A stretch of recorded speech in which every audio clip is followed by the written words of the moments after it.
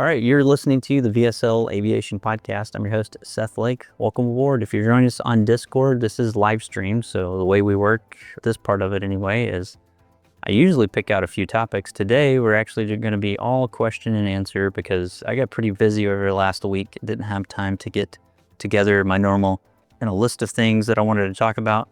I have some things that I'd probably like to talk about, but I didn't have enough time to dive in and prepare. So questions and answers are always pretty popular for those of you that are either preparing for a check ride or maybe just have a general question. You can fire it off our way over Discord. You can join us live and actually, by voice, join us on the podcast, kind of like a call-in radio show.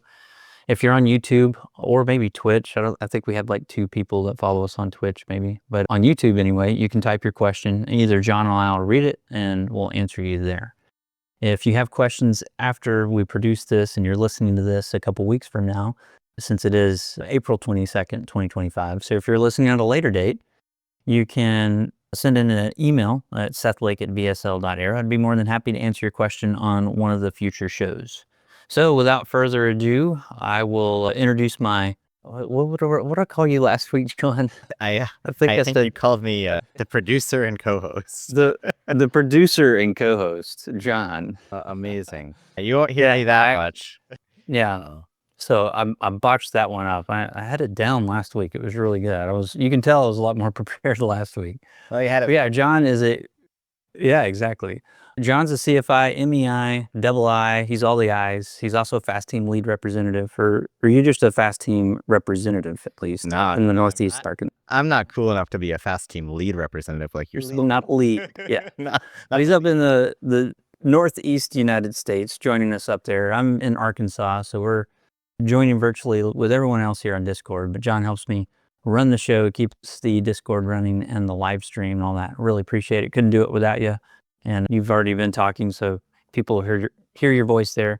So the rules of engagement here, type in your question. If you're joining us on Discord, we have a few people in the audience. Just feel free to raise your hand, ask any questions there. Hopefully there's some questions, or I'll just be sitting here awkwardly for a little bit. I also give everyone a quick reminder that if you're in the Discord, you can actually raise your hand in the chat, and Seth or I can call you to the stage, and you can ask it with your beautiful voice live on the show.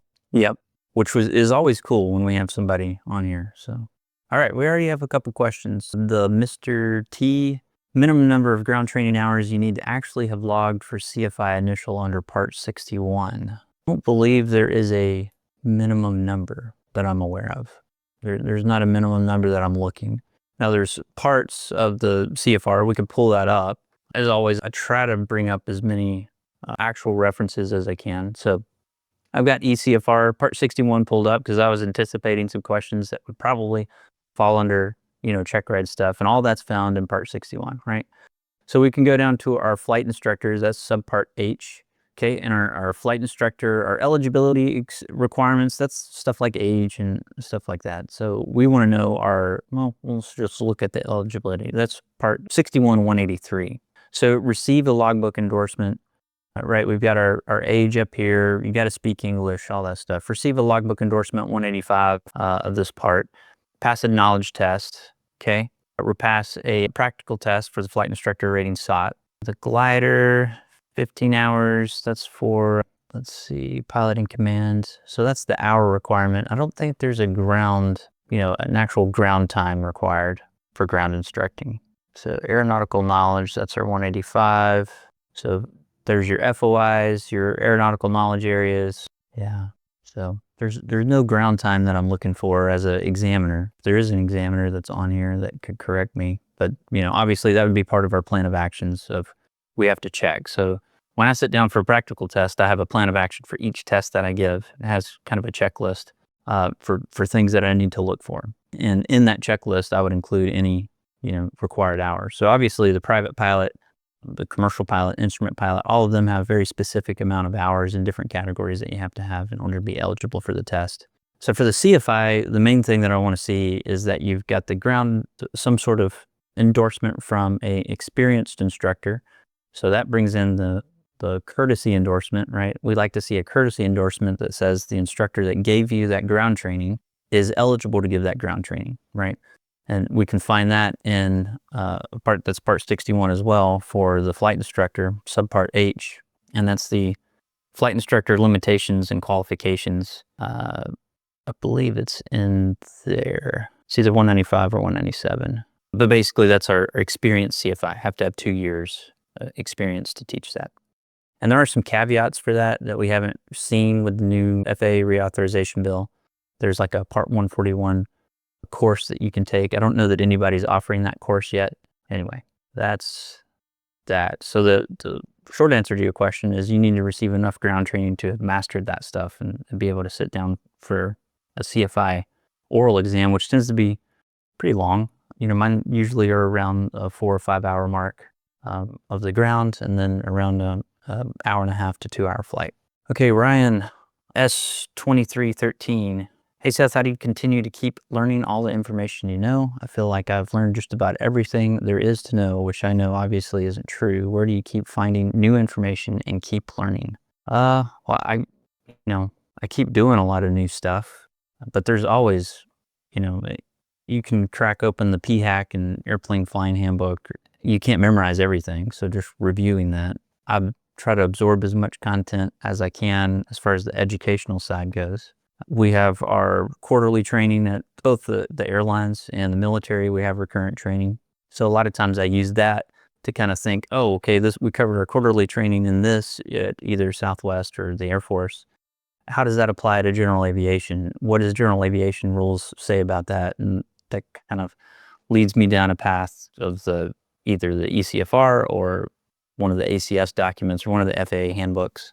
Yeah, but you should call it professional development, so that you have to have some sort of practiced approach at professional development. I learn a lot on here by trying to answer questions for that people ask online, social media, Discord. I learned stuff from Ryan the other day when he posted the old CAR document. It actually dragged that up out of the DRS site. So there's lots of opportunities to learn new stuff for sure. Dylan, just out of curiosity, what is your advice on someone thinking about getting an MEI? So the MEI, we get a lot of MEI questions, it seems like anyway. I understand the trepidation on getting an MEI because you have to have the 15 hours PIC. So you have to get that post-commercial add-on. So I just did a commercial multi add-on for someone today. And they get to count that hour and a half we spent in the airplane as PIC time. So they need at least 13 and a half more hours of time in a multi that they're going to have to pay for at a minimum, before they can sit for their MEI. So you're looking at a pretty large investment. And so the question is, am I going to get a return on that investment? And generally speaking, you're thinking about, well, is this going to open up some job opportunities for me in the future?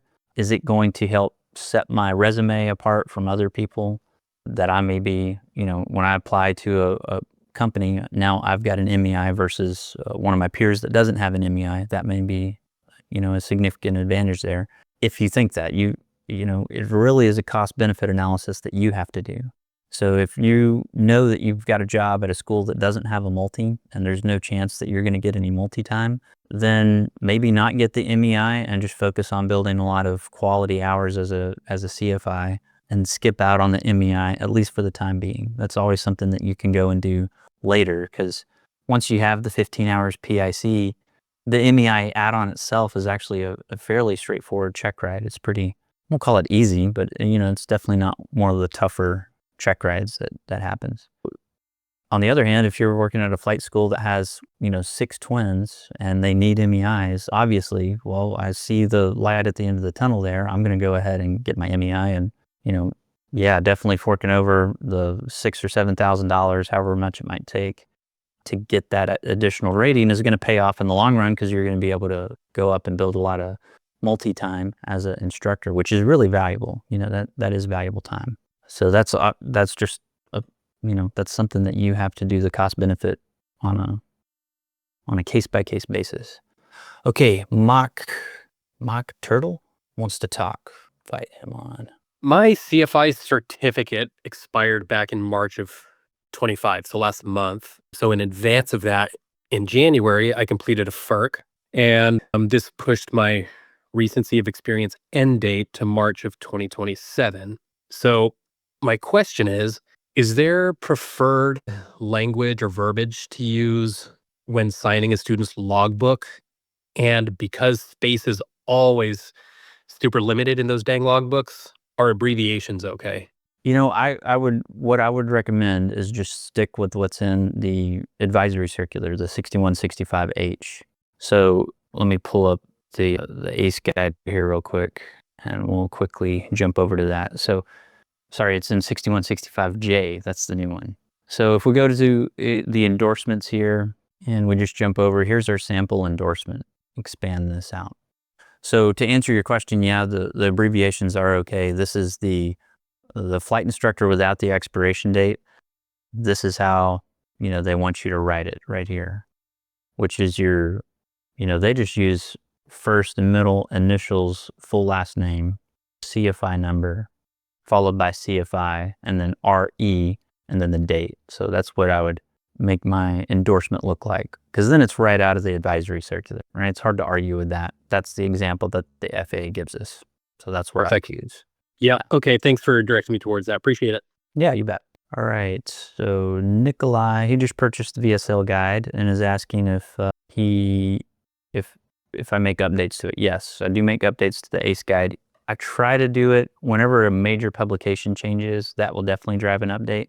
And then I'm constantly adding stuff in there. So that is kind of the updates in between. There's an update that'll be coming out in the next month or so. Let's see, just passed my IRA recently and have your ACS breakdown. Hey, Jack said that he used the instrument breakdown, kind of the ACS breakdown. That helped him out a lot. So that's good to hear.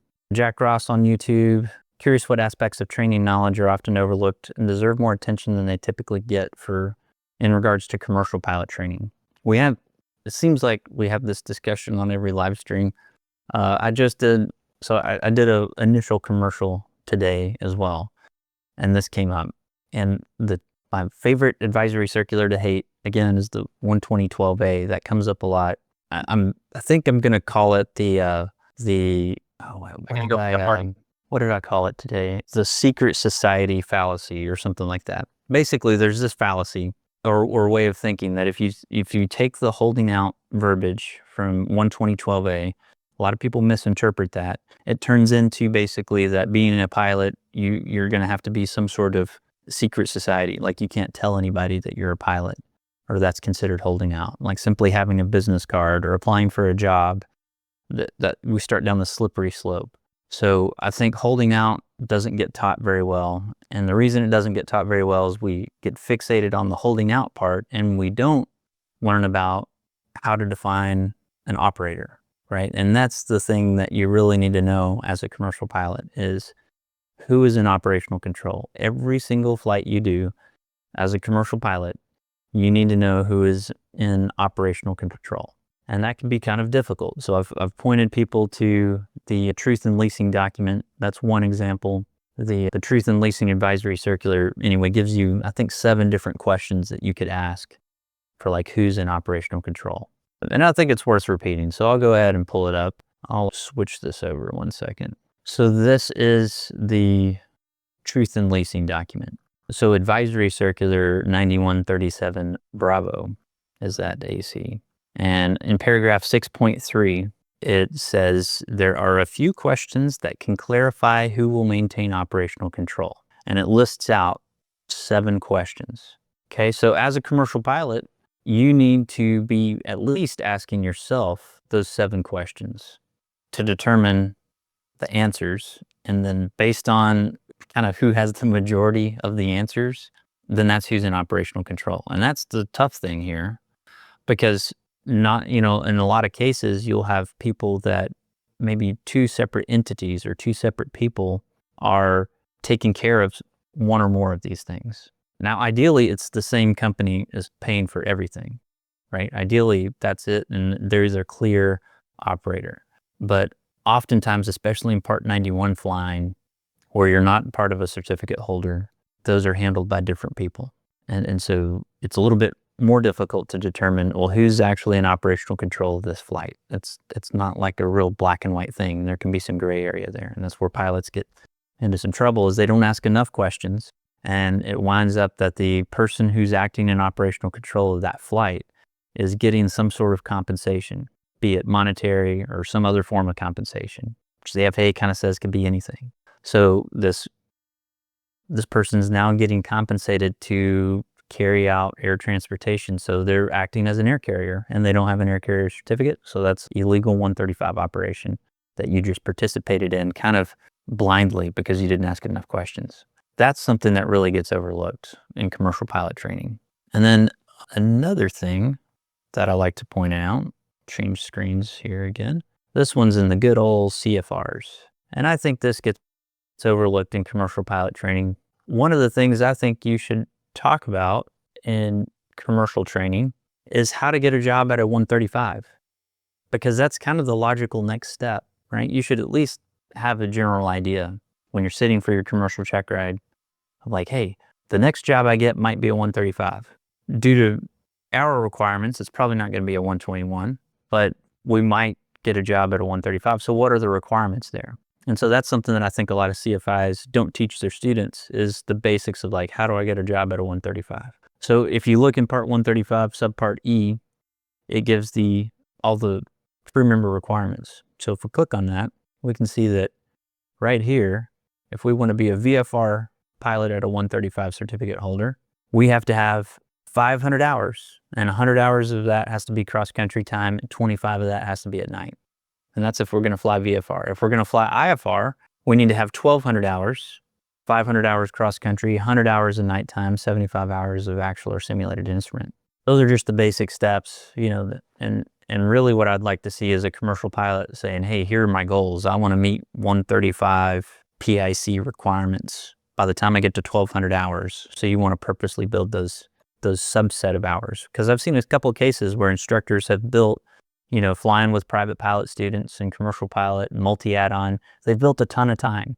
And it comes up that there's a 135 job that they might be qualified for. They have the 1,200 hours, but it turns out that they're 50 hours short of nighttime because they just didn't do enough night flying. So I would look at this 135 subpart E. So that's in 135-243. I would look in there, take those hours, and that's like a new goal for you as a commercial pilot. That's something I would recommend.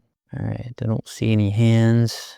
So Tyler asked a follow-up question on that. He said, so does that mean if someone said they are looking for a pilot to fly them in their plane, I could offer my services? Absolutely, because you're offering pilot services, right? Pilot services is different than transportation services, right? You're not offering the plane, the whole experience, right? You're just offering your services as a operator. So there's nothing illegal about you having even a business practice of being a contract pilot where you're flying for hire. Let's say that you get your type rating in a CJ of some sort, and a company who has a CJ and a pilot on staff, the pilot is out sick. So they're going to call a brokerage service. Probably there's brokerage services where you can keep your pilot credentials kind of on file, and they'll start going down the list and they'll find somebody to fill in for that pilot that's out. And there's a lot of people that make a living doing that. It's contract flying. You can generally charge a premium because you're a contractor versus a salaried pilot. So you're going to charge more. And it can be up to, I've seen rates as high as like $4,000 a day for, somebody that's holding, a Gulfstream, type rating or a Challenger, one of those real big expensive jets. You can really charge a premium for that. So obviously a fresh commercial pilot, you're not going to have those rates. Or if you have those rates, you're not going to get paid those rates. But yeah, you can, if somebody has a Bonanza, for instance, and they want to hire you to fly them somewhere, that's fine. That's just Part 91 aviation. Now, when you take that job, you're taking on the responsibility of making sure that the person who asked you to fly isn't participating in some sort of illegal charter activity. So you still that doesn't absolve you from asking the right questions to make sure that you're not inadvertently getting yourself into an illegal charter. All right. Congratulations, Lane Griffin from YouTube. Asked their PPL check ride today and said that the ACE guide was a huge help. Well, I'm glad to hear that, Lane. Congratulations. The private, getting that out of the way, man, that's such a big barrier. There's so many people that start training and never make their private. And then with like DPE shortages and weather and all that, it's a challenge. So congratulations. That's a big accomplishment. Connor Pack, is there someone at the FAA that makes sure DPs are giving check rides to all the local flight schools in the area? I heard there was something like that in place. Sure, our managing specialists can see where we're giving check rides. And I've heard of DPEs getting phone calls saying, hey, we might need you to do some more check rides in the local area instead of spending all your time in, another state. So managing specialists have had that conversation with DPEs. They are, we have to log where the actual street address of where we're giving a check ride. We have to do that 24 hours, at least 24 hours prior. And then we do a post-activity report saying that we accomplished the check ride and the outcome of it. And all that gets tracked. And then we get briefed that at the end of the year. We kind of get our metrics. So our managing specialist has track over where the DPEs are giving check rides. So I would imagine if, let's say, for instance, you were an Arkansas DPE and you were not giving any check rides in Arkansas, then I would think it's reasonable that the managing specialist reach out and say, hey, you are an Arkansas examiner. There's a demand for check rides in Arkansas that aren't getting fulfilled. So we're going to need you to do more check rides here in Arkansas. I think that would be reasonable. Me personally, I've never ran into that, but I could see, or I know personally firsthand that people have had that conversation with their managing specialists at the. All right, back to the charter stuff on Discord here. Tyler says, I feel that a big misconception because during my training, my instructor told me I couldn't offer my services, and it's in the advisory circular, but during that said instructor training, I've realized that's wrong. Yeah, first of all, that AC is really old. And I talked about this in the AC I'm talking about is the 12012A. And that's the AC that everybody uses to define holding out and stuff. So that's way out of date. So even the FARs it references don't mean the same FARs anymore, right? I think the first FAR it references is a FAR concerning holding courses or something related to IFR flying. It doesn't make any sense at all. So what the FAA needs to do is they need to update 12012A with 12012B, and they need to update all of the references in there so we can actually decipher what they're talking about, because it's really impossible for me to even guess what they were talking about because I don't have access to those old FARs. Maybe I need to look in the DRS to see if I can find the old 1987 FAR there. That probably is something I could find in there. Thanks to Ryan, now I know that. Jaeger, how much should a commercial pilot be digging into the operators and what questions should commercial pilots ask? I remember a video you went over how to check if a plane is 135 operating certificate. I just got on, not sure if you already covered this, but could you go over wet lease and dry lease? Yeah, I've gone over the 135s before. I mean, it's real simple, so we can do that. FAA 135 database. That's just what I Google. Anybody can Google that and it'll be the first thing that pops up. And then you click on the Part 135 operators and it opens up this Excel form. So we got that pulled up. So that'll open up the Excel, and you can filter through there to see if your operator exists on that Excel sheet. I won't share screens because y'all know how to use Excel and pull that up and search. And what I would do is I would search for a specific tail number, or I would search for an operator name and filter. If that tail number doesn't exist on the sheet, that doesn't necessarily mean it's not on a 135, because that Excel I think only gets updated monthly. So they may have gone through the process to add that tail and add it to the op spec, and it hasn't been updated on that master list yet. So there's a chance there. So that's how you would look that up. And then wet lease, dry lease, I'll get to that in a second. Let me jump over here on YouTube, see what we got. So 7 from YouTube. Hi Seth, I achieved PPL and instrument rating in 2023 and have not flown in 13 months. Excited to get started, but having major imposter syndrome and I'm worried about lost too much basic knowledge. Do you have advice for PPL to hit the ground running after taking a long break? Well, I think, this is good that you're on a live stream with, aviation related, education stuff. So just diving in the YouTube plethora of information that's out there, I think that's really, really good. That helps build back up or remind you the stuff that you might have forgotten. Operating the airplane it's a little bit like riding the bike. So I don't think the monkey skills, so I like to call them, of the hand-eye coordination, kind of the stick and rudder skills, I think you'll find that those come back rather quickly. What might have degraded is your comprehension or retention, really, I guess, of all the rules and regulations.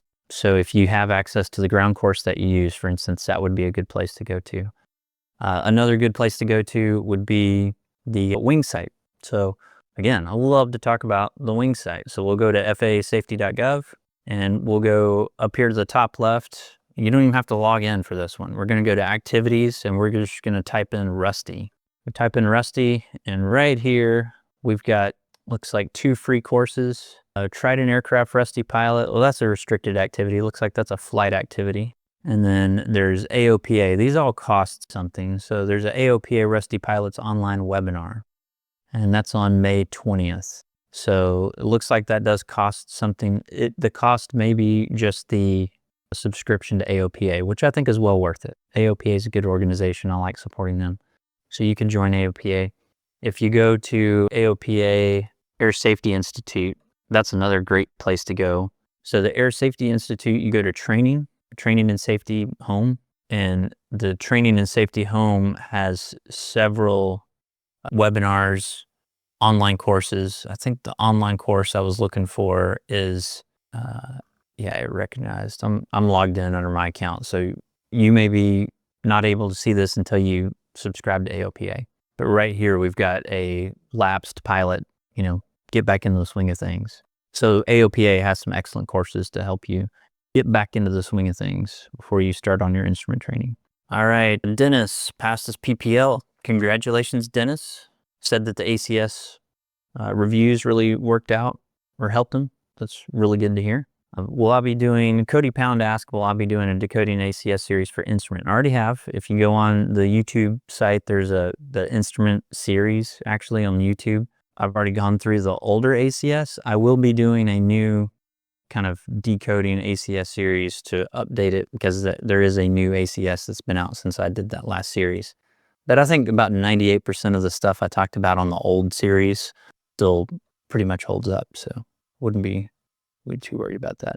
Elias, you want to jump on here and talk? Yeah, I know we've talked about this, but it's always, I was just teaching aeromedical to my ground school last week, and we were talking about hypoxia. I showed them the famous video of the guy in the chamber in the military. The guy has a deck of cards and shows and keeps saying the wrong thing, has tingling in his feet, he mentioned, and I know it's standard for the military and the airlines sometimes to do that. And I know we talked about that before, where you can go to Oklahoma City to do that for free.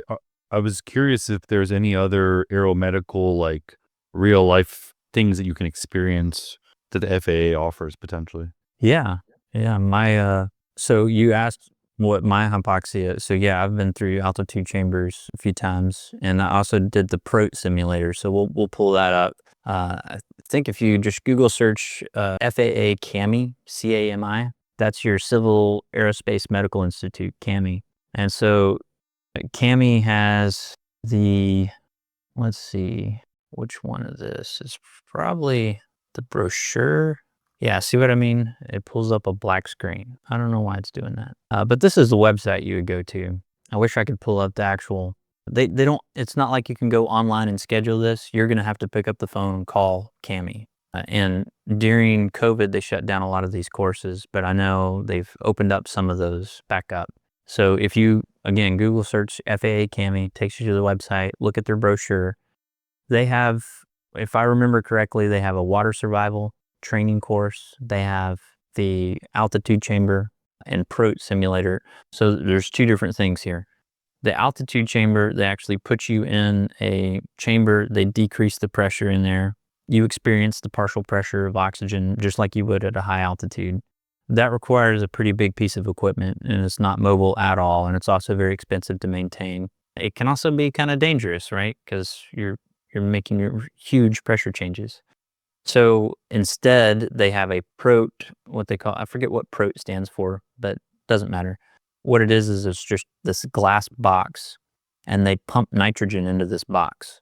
And so nitrogen, of course, is in most of the air we breathe anyway, but it's not oxygen. So they replace most of the oxygen with nitrogen, and it causes hypoxia symptoms, essentially, without you having to have the big equipment change the pressure. And so that's both the Air Force and the FAA have gone to using nitrogen displacement whatever you want to call that technology, in lieu of using a big altitude chamber. The neat thing is with the Air Force, what we've incorporated, and I think the FAA might have some of these too, is we've actually, you put on a mask. So instead of just being sitting in the chair like you've probably seen the YouTube videos of, you put on a mask, and that mask starts pumping more nitrogen in and less oxygen, and causes you to get hypoxic.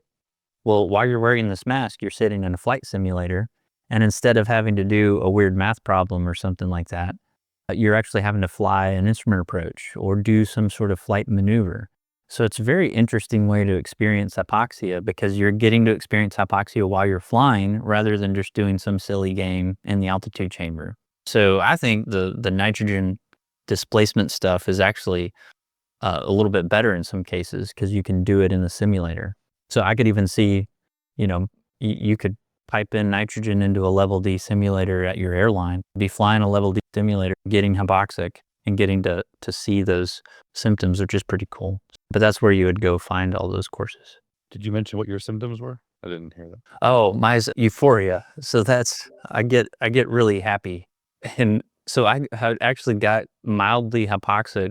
This actually helped me out. So I did the altitude chamber, right? I knew I got a little euphoric. I start to feel kind of warm and tingly and just get happy. And anyway, I was flying the C-130. We had a safety valve get stuck. And so the safety valve started leaking, and we started to have like a slow depressurization. And we kind of realized kind of suddenly that the cabin altitude had increased from, I think it was around 6,000 feet up to around 15,000 feet, and a master caution went off. And it had been happening slow enough that I think we were at like 9,000 or 10,000 feet for a while before we noticed. And then finally, when the alarm went off, we were over 10,000 feet, but we were all kind of mildly hypoxic already. And we should have noticed it looking back. Our ears were popping, but we were busy doing other mission-related stuff. So finally, we popped like, oh man, we've got a master caution, high altitude. Okay, let's get our oxygen masks on. And I remember I was sitting over, I think I was instructing, I was a standing evaluator. I was sitting in the jump seat. So I have to turn around and get my mask. And already I was feeling like, oh, it's going to be fine. We're fine. It's not a big deal. Let's just level off here. Nobody panic. And then when I got to oxygen on, I was like, oh yeah, that could have been really bad. That was bad. And the whole time I was, the hypoxic me was thinking that, oh no, it's not a big deal. So that's an example of how bad, that euphoria can be, make you ignore something that's really serious. Wow, that's awesome. Any thoughts on vestibular illusions? Like how can we replicate any of those? Oh, that's another thing that when I went through, so I called this number back in 2020. I called CAMI, maybe 2019, and we flew out there. I took a couple of my instructors, and so I went to the facility there, and we were there there was probably 20 to 30 people in the class. There was 4 from our airport. There was a couple of other stragglers that came in from out of state, and then a lot of the colleges that have aviation programs go to CAMI for their aviation requirements for their college. So anyway, they brought us downstairs, and as we were getting ready to go through the hypoxia chamber, they had a set of simulators that were dedicated to illusions, so spatial disorientation. So it was a basic simulator it was a full box. It didn't have any outside reference. So it gets really dark in there, and you have a basic 6-pack of instruments, and it goes into a really slow turn. And so the point of that turn is to basically force you to get the leans, because that turn you just stabilize. And so now it feels like you're level when actually you're turning. And then they stop the simulator all of a sudden. And the whole time you're in there having to fly like an approach or a course, they're giving you headings to fly. And so they stop the simulator, and immediately, like as soon as they stop it, you kind of get the leans, and you have to really focus on looking at that attitude indicator and keeping the wings level, maintaining your altitude and airspeed as best you can. So they have the technology there at CAMI to give you the spatial disorientation simulation there. So that's actually kind of thrown in with the course, because that approach chamber is only so big. So they have other activities that you're doing while people are filtering through the the course there. Thanks for sharing. I feel like a lot of people don't know that this stuff exists, that you can actually do this. Yeah, and I don't know that, it's been so long since I've been down there. I would be interested to hear if somebody tries to schedule this, report back. Let us know, is there a big wait list? Has CAMI changed policies after COVID? What is their throughput? I remember when I scheduled, we only had to wait about a month, for a course. So I called ahead and I asked, hey, when's your next available class date? And it was pretty easy to schedule. And, it's all free too. Like the only thing you're out is the travel time there. And it's just a day course. So we took one of our airplanes and we flew in, landed, got a courtesy car, drove over to the facility, drove back. We were home for dinner. It wasn't that bad. Of course, it was only about a 2-hour flight. So, your travel time, getting a hotel and stuff, if you're from up in Washington State or something, that might take longer. All right. Thanks for that. That was a good discussion there, Elias. I'll leave you on as a speaker, so if you want to jump in. Joel gave us the PROT, the Portable Reduced Oxygen Training Enclosure. Thank you for that, Joel.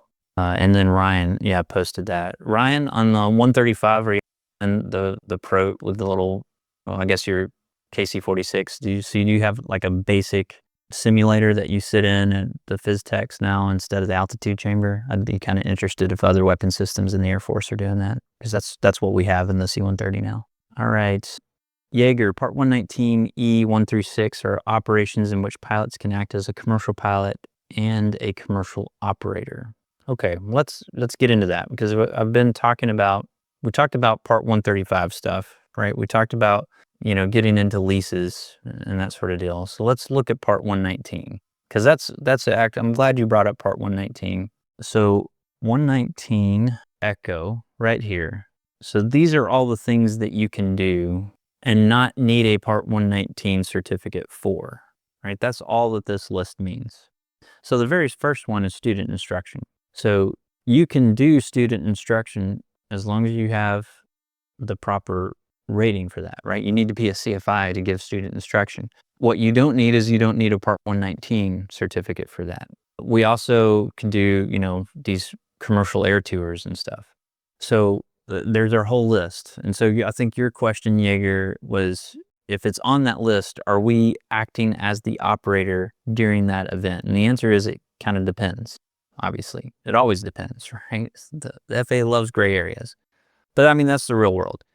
Is that there's a lot of gray in all the stuff that we do. So looking at Part 119, as a student instruction, well, maybe you could be an operator. Let's say I own my own airplane, right? And I am providing instruction in an airplane that I own. In that case, when we go out and do a training flight, I'm in operational control, right? I'm the pilot. I'm in operational control. Everything's good to go because I'm doing this under flight instruction. As long as it's legitimate instruction, there's no problem there at all, because that's a specific carve out in 119. I don't need an operator certificate to do that. So you're acting in operational control, but you don't have an operator certificate, and that's fine in that specific case. Now let's say you're as an instructor, but you're flying an airplane at a flight school. So in that case, the flight school would be the operator, and you would just be an instructor employed by that operator. And as long as you're involved in legitimate instruction, there's no need for an operator certificate. And we could just go down the list and cover all of these. So sometimes, you could be the operator. Sometimes you might not be in each one of these specific examples. I'm not going to go into each. That would take a long time. But if you have any specific questions, I could maybe cover that. And Ryan answered my question, the ROBD on the KC-46 and KC-135. Yeah, so what we were talking about there is the ROBD is the PROT, the Air Force version. They're pumping nitrogen into our oxygen masks, and we're getting hypoxic while we're flying this little simulator. It's not a level D simulator, but I think it's maybe a little bit better than the old altitude chamber. My first altitude chamber experience was at UPT. I think we all have to do it there, and that's undergraduate pilot training for the military. So they put you in this big chamber, and you've got 10 people in there you're going through pilot training with, and they hand you this little clipboard, and it has these simple math problems and puzzles, and as the cabin altitude increases in the chamber, you're supposed to fill out this stuff. And the thing is, you're noticing that whole time what your symptoms are, and you could actually fail the the event, because if you don't put your mask on and recover, you fail, right? So if you let it go too far, you're going to fail, and you could wash out of UPT. So everybody in that training was like, we were all pretty quick to put the mask on. We weren't playing around with that because we didn't want to wash out because of something silly in an altitude chamber. So what was fun about going back to Cami and doing the approach stuff outside of the Air Force, we were just doing it for fun. It was like, I really got to get really hypoxic, and I tried to push it. It was like, oh yeah, this is definitely a little disorienting, and I did get myself, but I let it go a little bit further than I did in pilot training. Oh, Joiner Engel asked how the FARs are written on when you can carry persons instead of passengers. Yeah, I think I did a video about that at the start of the year. So, but that was an interesting change. Persons versus passengers. That was in the latest FAR updates. William Brockgate. Hey Seth, low time GA pilot here. Love flying as a hobby, but I'm concerned about accidents. I study accidents closely so as to prevent. It's very good.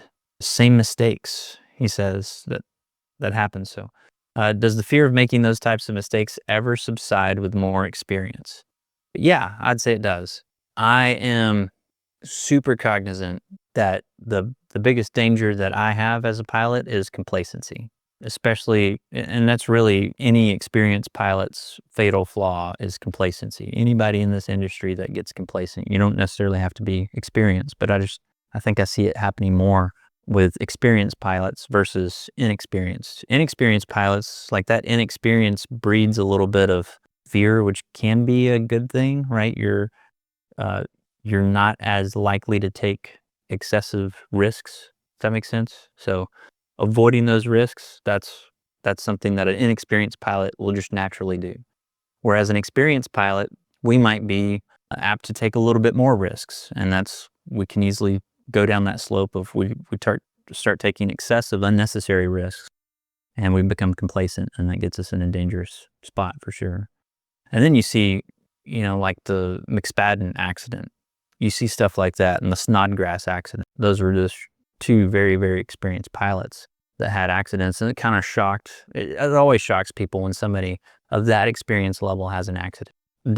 Those events aren't new, by the way, right? When I was learning how to fly, I think in the late 90s, maybe early 2000s, there was an accident somewhere out west. I'd have to look this up. I'm a little vague on the details, but it was a Civil Air Patrol airplane, and it was a retired astronaut was flying this. And I think they had another CAP senior member that was maybe a retired or current airline pilot. But anyway, they calculated it up. It was over 50,000 hours of flight experience in this 172, Civil Air Patrol 172, two pilots at the controls with over 50,000 hours of experience. And they had a CFIT event and killed both of them. So yeah, I mean, these things happen, right? And we need to do our best to avoid that complacency by being disciplined as possible when we go out and fly.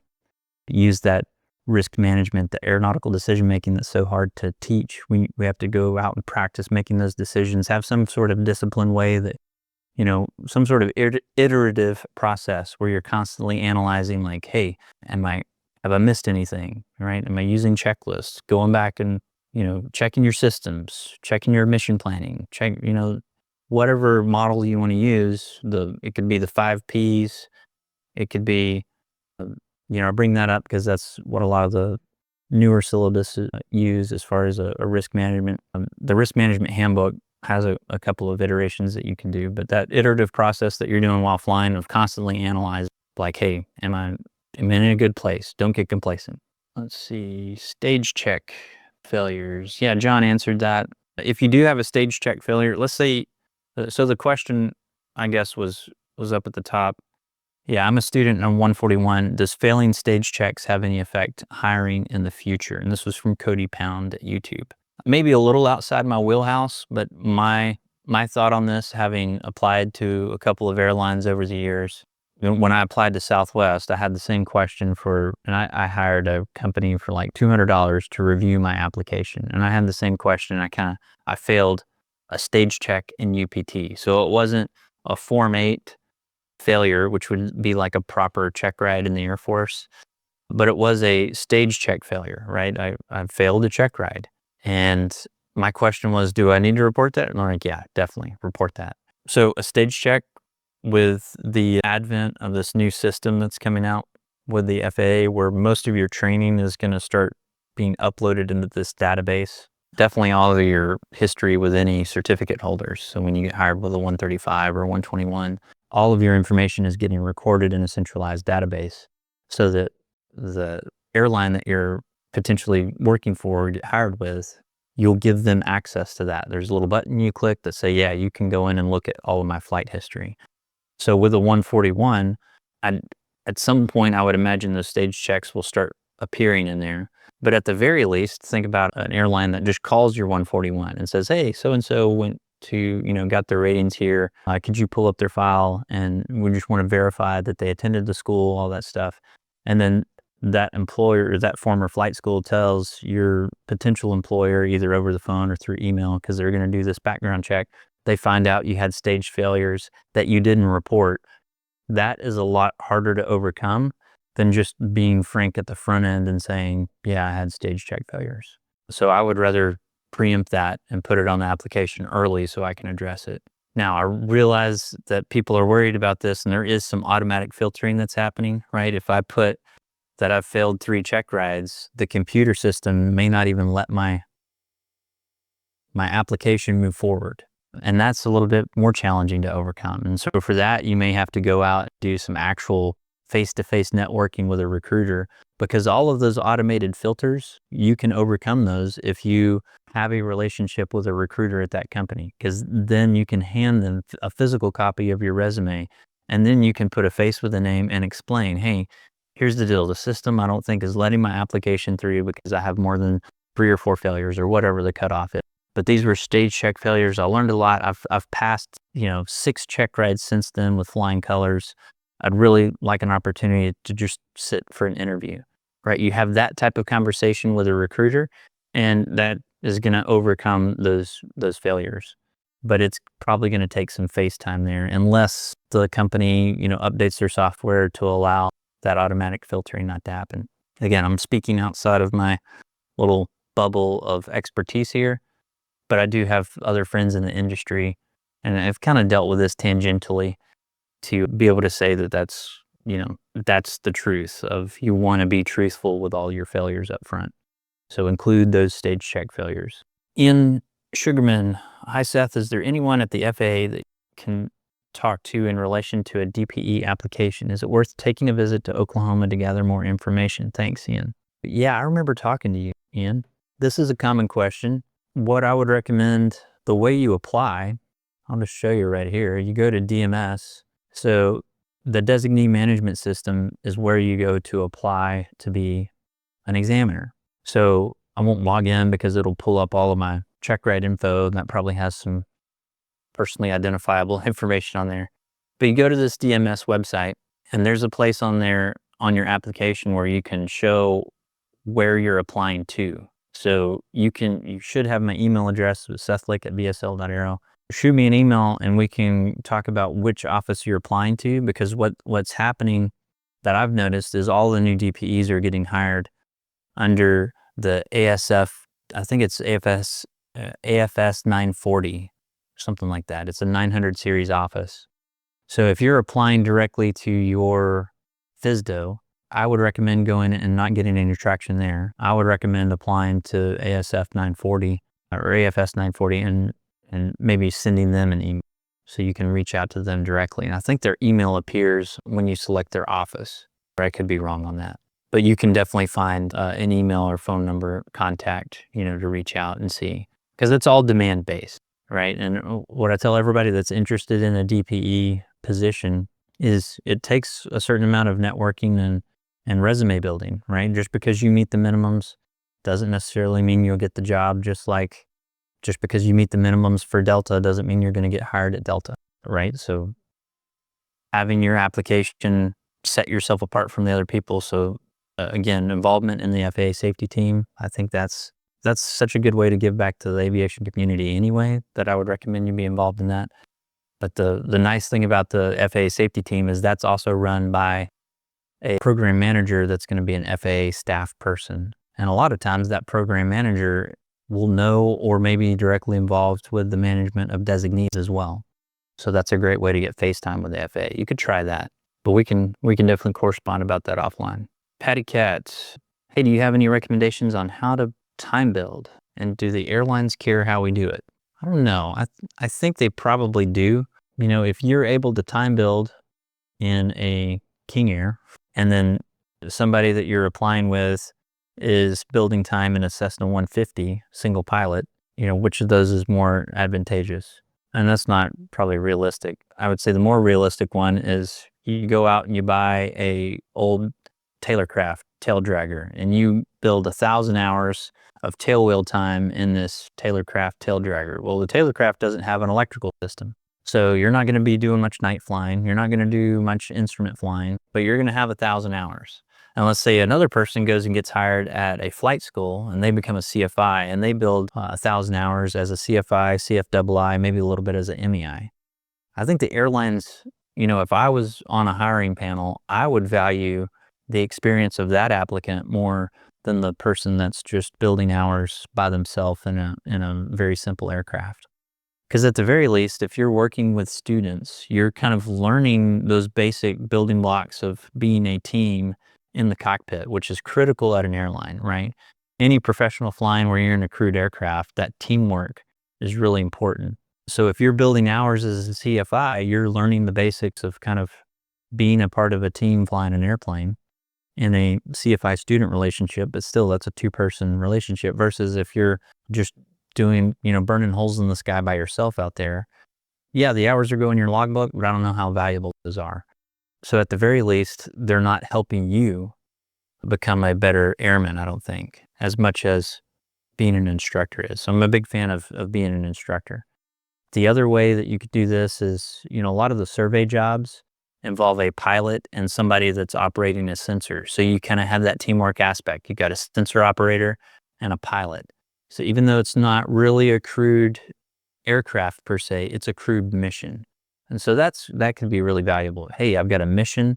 I had to operate in adverse conditions. I had to make decisions. I had to work as a team. Those are all good things to put on a resume. Again, contrast that with somebody, well, I bought a 150 and I flew it for 1,500 hours. You know, that's not quite as impressive, right? And I don't think is as useful. So yeah, I think there is a difference in the way you time build there.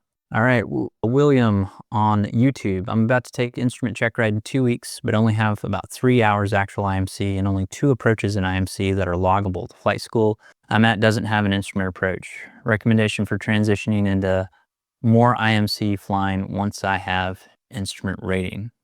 Yeah, I mean, you're not alone. I bet a lot of people that are listening to this, maybe that, you know, listening to this as a podcast are probably shaking their heads saying, yeah, that's definitely happens.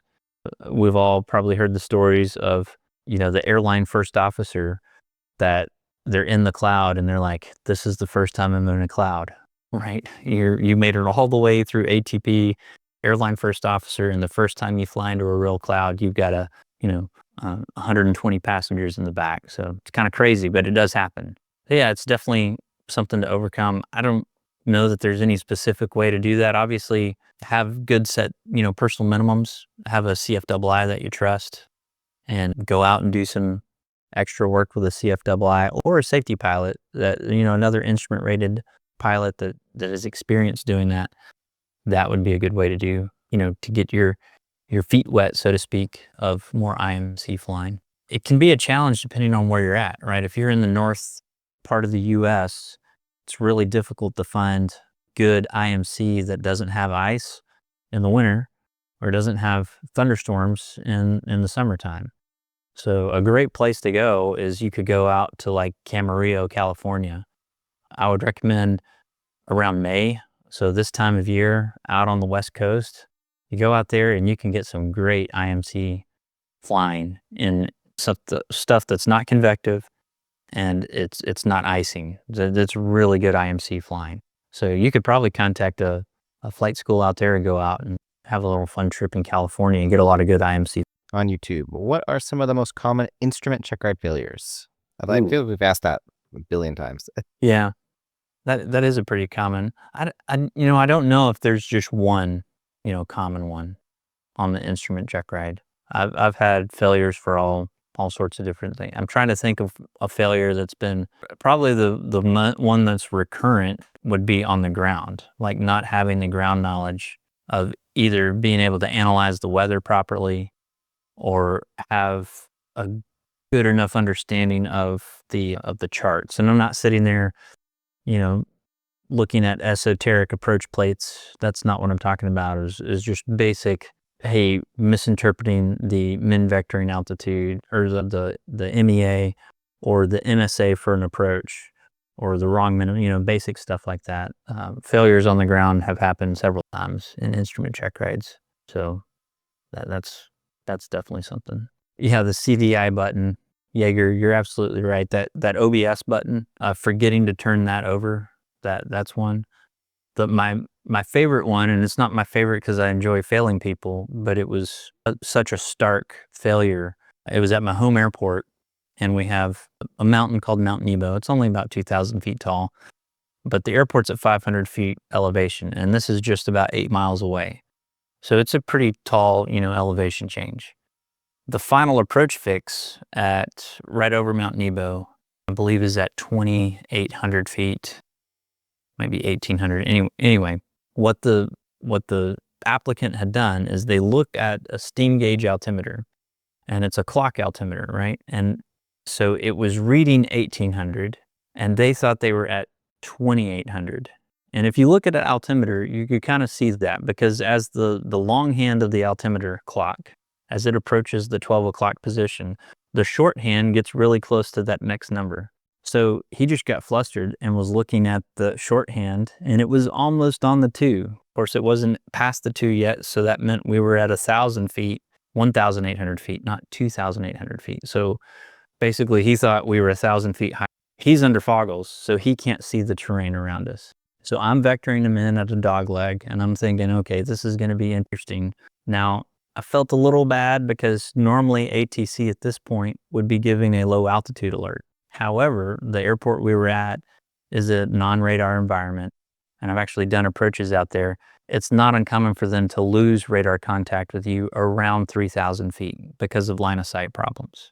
So I let them proceed because in theory, ATC might not necessarily catch this altitude error.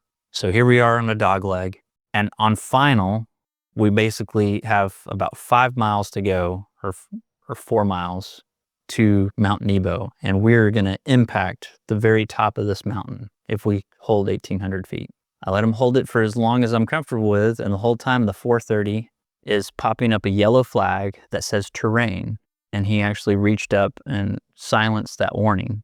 And it wasn't, I guess, a silence. He just cleared the warning. It didn't make a noise, flashing yellow, terrain, because it had an active terrain database. So the 430 was telling him, hey, we're about to hit the mountain. And finally, we were close enough where it's like, okay, this is going to be super obvious when he takes the foggles off, but we're not so close that we're pricking any FARs or endangering. And so I just calmly said, hey, I have the aircraft. We did a positive exchange of controls. I said, go ahead and take your foggles off. And I started to turn away from the mountain, took his foggles off, and there's just, a windscreen full of trees because we're about 300 feet below the tip, the top of this mountain. So we only got maybe a mile away from the mountain, but you could tell that we were clearly going to impact the mountain, and I hadn't made any altitude changes. There was a big valley just to our right, so I just turned off to the right, calmly said, hey, so I'm going to have to issue a disapproval for that. What do you think happened? And tried to talk him through it, calm him down. He went back. We did 2 more approaches successfully. He was actually a strong candidate there. He just made a really simple mistake. He read the altimeter wrong. So it wasn't like a fundamental bad procedure that he had. He just made one of those kind of simple mistakes. And I could definitely see somebody that's stressed because of other external factors making a similar mistake in the heat of the moment. And so I think he learned a lot from that. He came back and we retested, I think the same day is we went back, we landed. He has CFI there. We processed the paperwork. He went back up. I think we might have broken for lunch. Anyway, he went back up with a CFI. He did 2 more approaches on, using the correct altitude. And we went back and we did another approach and we cleaned up his check ride that day. So that was an interesting instrument failure I thought I'd share with you. All right, so you've been listening to the VSL Aviation Podcast. Thank you so much for joining us. If you're on Discord, thanks a lot for being here. Feel free to join us next week. Look out for those alerts on Discord. Again, if you are listening to this on podcast format, I think you would like to actively participate in our community, head on over to vsl.aero. You can find a link to join our Discord channel there. I think we're like well over 600 members now. We have a lot of good conversations going on. We have a lot of good trusted CFIs in there that are just doing a phenomenal job answering questions. So y'all are out there. Hey, thank you. If you're a trusted CFI, thanks for being there on the channel and being so interactive there. I really appreciate it. Look forward to talking to y'all next week. We'll see you next time.